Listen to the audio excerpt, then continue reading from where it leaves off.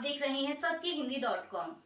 एक नजर अब तक की सुर्खियों। एनसीपी अजीत पवार गुट के नेता बाबा सिद्दीकी की गोली मारकर हत्या कर दी गई है। मीडिया रिपोर्ट्स के मुताबिक शनिवार की देर रात मुंबई के बांद्रा ईस्ट में उन पर कई राउंड फायरिंग की गई। इसके बाद उन्हें गंभीर स्थिति में लीलावती अस्पताल में भर्ती कराया गया था और इस घटना के कुछ ही देर बाद महाराष्ट्र के मुख्यमंत्री एकनाथ शिंदे ने प्रेस कॉन्फ्रेंस में बाबा सिद्दीकी के निधन की पुष्टि कर दी। मुख्यमंत्री शिंदे ने बताया कि इस मामले में 2 लोगों को गिरफ्तार किया गया है और एक फरार है।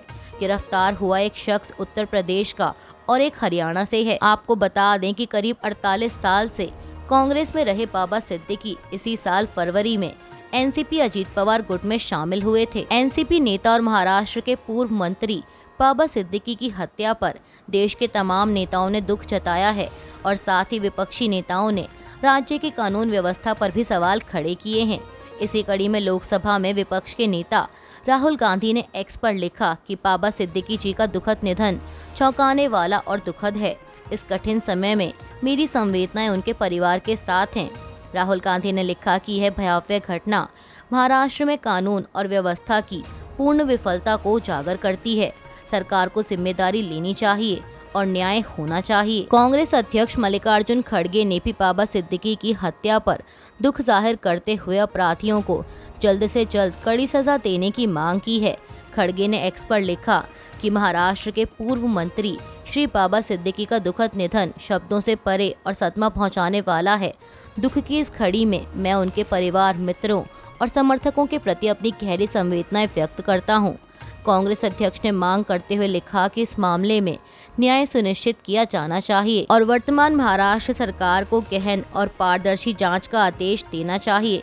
दोषियों को जल्द से जल्द सजा मिलनी चाहिए। बाबा सिद्दीकी फायरिंग मामले में एनसीपी शरद चंद्र पवार के प्रमुख शरद पवार ने एक्स पर लिखा कि राज्य की ध्वस्त कानून व्यवस्था चिंता का विषय है।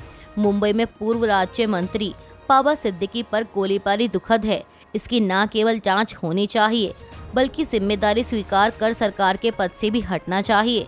बाबा सिद्दीकी को भावभीनी श्रद्धांजलि, उनके परिवार के प्रति संवेदना। वहीं शिवसेना यूबीटी नेता प्रियंका चतुर्वेदी ने कहा कि बाबा सिद्दीकी जी के बारे में यह दर्दनाक घटना सामने आई है, जो पूर्व मंत्री रहे हैं, 3 बार विधायक रहे हैं, जिनके पास वाई कैटेगरी की सुरक्षा थी। उनकी मुंबई के बांद्रा जैसे इलाके में कॉन्ट्रैक्ट किलिंग के जरिए दिन दहाड़े हत्या कर दी गई। सवाल यह उठ रहा है कि आज मुंबई में कानून व्यवस्था कहाँ है। आज अगर किसी संरक्षित व्यक्ति की इस तरह से हत्या की जाती है तो सवाल यह उठता है कि आम लोग खुद को कितना सुरक्षित महसूस करेंगे। बाबा सिद्दीकी की हत्या की जानकारी देते हुए महाराष्ट्र के मुख्यमंत्री एकनाथ शिंदे ने कहा कि यह बेहद दुर्भाग्यपूर्ण घटना है और मैंने डॉक्टरों और पुलिस से बात की है। 2 लोगों को गिरफ्तार किया गया है। आरोपी यूपी और हरियाणा के हैं और तीसरा आरोपी फरार है। हमने मुंबई पुलिस को निर्देश दिए हैं कि कानून व्यवस्था को अपने हाथ में लेने वालों के खिलाफ सख्त कार्रवाई की जाए। मुझे यकीन है कि मुंबई पुलिस जल्द ही तीसरे आरोपी को गिरफ्तार कर लेगी। आरोपी के खिलाफ सख्त कार्रवाई की जाएगी। वहीं उप मुख्यमंत्री अजीत पवार ने एक्स पर लिखा कि एनसीपी नेता, पूर्व राज्य मंत्री, लंबे समय से विधानमंडल में रहे मेरे सहयोगी बाबा सिद्दीकी पर गोलीबारी की घटना बहुत दुर्भाग्यपूर्ण, निंदनीय और दर्दनाक है। मुझे यह जानकर झटका लगा कि इस घटना में उनकी मृत्यु हो गई। मैंने अपना अच्छा सहयोगी और दोस्त खो दिया है। मैं इस कायरतापूर्ण हमले की कड़ी निंदा करता हूं। मैं बाबा सिद्दीकी को अपनी भावभीनी श्रद्धांजलि अर्पित करता हूं। आपको बता दें कि दिल्ली विश्वविद्यालय के पूर्व प्रोफेसर जीएन साई बाबा का शनिवार को स्वास्थ्य संबंधी जटिलताओं के कारण एक सरकारी अस्पताल में निधन हो गया है। उन्हें माओवादियों के साथ कथित संबंधों के मामले में 10 साल जेल में रहने के बाद 7 महीने पहले ही बरी किया गया था और अब महज 7 महीने बाद उनका निधन हो गया। एक अधिकारी ने बताया कि साई बाबा, जो 50 वर्ष के थे, उन्होंने रात करीब 9 बजे अंतिम सांस ली। उन्होंने बताया कि पित्ताशय में संक्रमण और अन्य जटिलताओं के कारण उनकी मृत्यु हो गई। एआईएमआईएम प्रमुख असदुद्दीन ओवैसी ने भी ट्वीट कर बाबा सिद्दीकी और जीएन साई बाबा की मृत्यु पर सवाल खड़े किए हैं। ओवैसी ने लिखा कि एक ही दिन में 2 मौतों की खबर वाकई बहुत दुखद है। बाबा सिद्दीकी की हत्या बेहद निंदनीय है। यह महाराष्ट्र में कानून और व्यवस्था की बिगड़ती स्थिति को दर्शाता है। उनके परिवार, दोस्तों और सहकर्मियों के प्रति मेरी संवेदनाएं।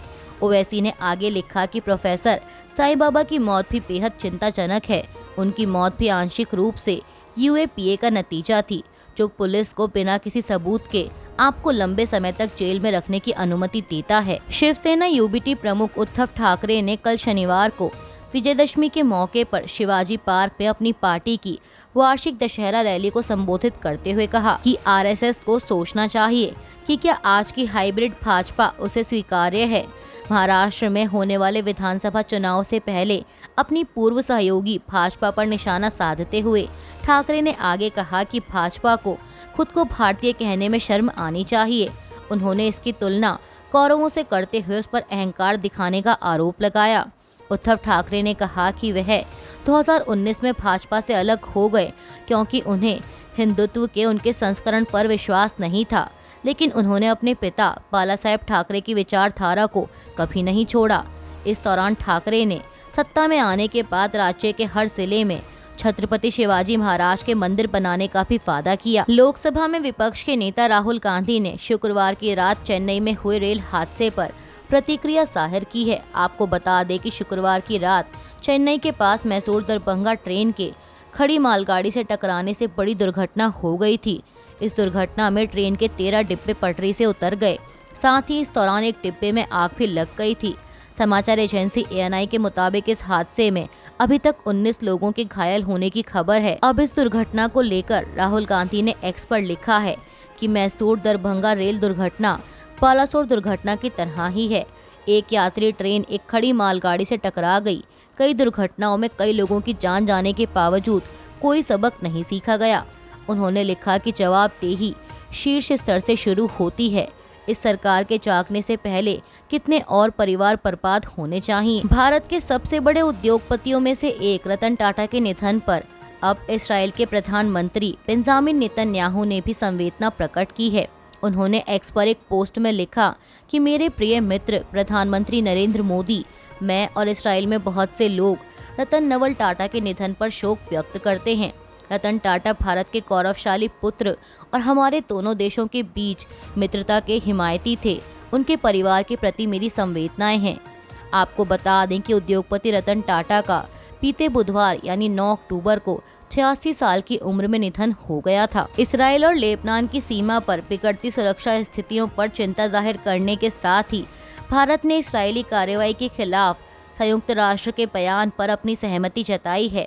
न्यूयॉर्क में संयुक्त राष्ट्र में भारत के स्थायी मिशन ने एक्स पर एक पोस्ट में लिखा है कि एक प्रमुख सैनिक योगदान देने वाले देश के तौर पर भारत 34 सैन्य योगदान देने वाले देशों की तरफ से जारी संयुक्त बयान से पूरी तरह से सहमत है।